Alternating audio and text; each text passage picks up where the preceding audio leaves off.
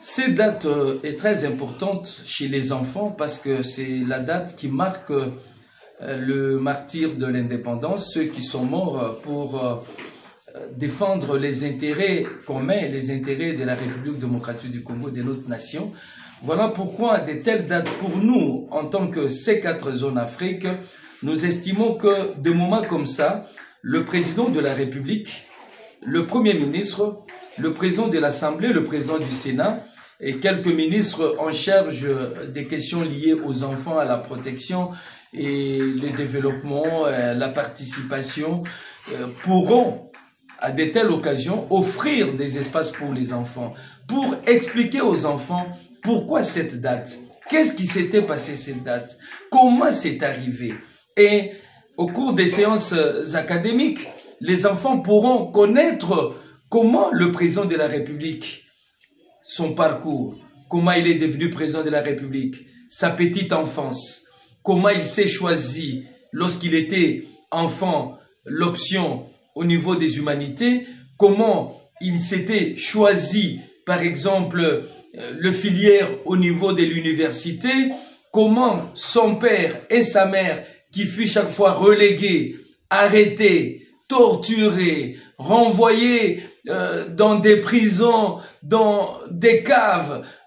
Comment ils ont accepté que leur fils, aujourd'hui président de la République, puisse adhérer dans le parti et faire la politique? Et pourtant, la politique, c'est chaque fois qu'ils étaient en résidence surveillée et autres. Comment le président de la République s'est choisi sa chère épouse, Denise Nyakero Tshisekedi?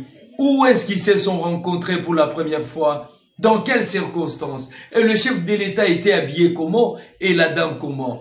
Toutes ces questions, c'est pour les enfants.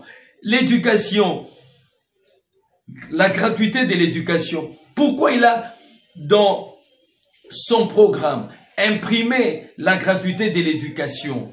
Et pourquoi il a, à travers sa femme, instauré la bourse Excellencia?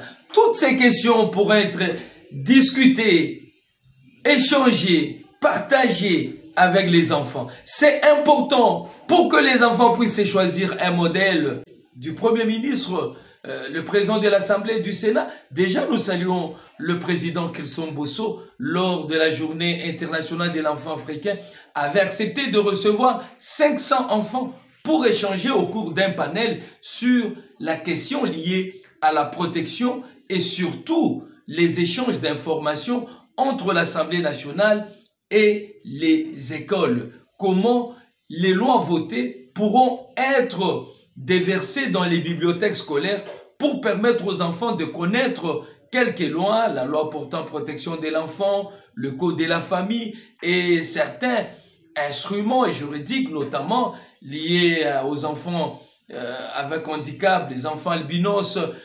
Voilà un peu de telles journées, ce sont des journées importantes et voilà pourquoi nous voulons que prochainement, que le chef de l'État profite de telles journées pour échanger avec les enfants. Et moi, en ma qualité d'ambassadeur spécial pour le droit des enfants, j'estime qu'il est nécessaire pour que de telles journées, on organise des activités de terrain, des activités des enfants où les enfants s'expriment. Parce que la Convention relative aux droits de l'enfant, l'article 12, même l'article 14 parle de l'opinion et de l'expression de l'enfant. Il faut laisser les enfants s'exprimer pendant de telles journées. Je profite pour présenter les vœux au chef de l'État et à toutes les institutions de la République pour Nouvel An 2023.